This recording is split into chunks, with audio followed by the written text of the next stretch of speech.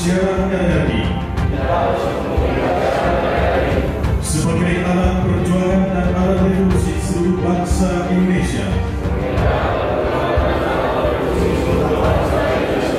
Penandatanganan ini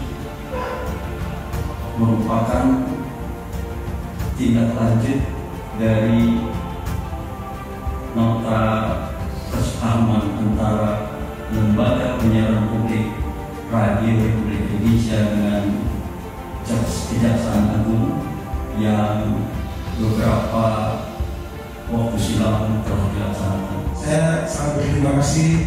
Semoga dengan adanya kerjasama siaran ini antara Kejaksaan Negeri Jawa Barat dengan RRI Malabo bisa kita ciptakan produktivitas, kemudian bisa kita perkenalkan Kejaksaan Negeri Jawa Barat baik dari pelayanan hukum maupun sisi-sisi lain tupoksi kejaksaan di era zaman milenial.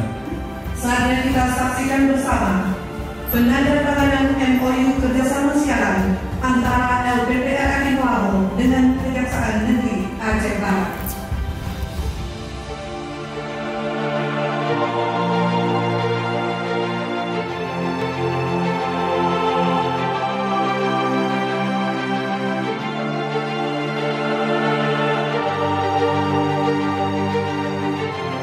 RRI, sekali di udara, tetap di udara.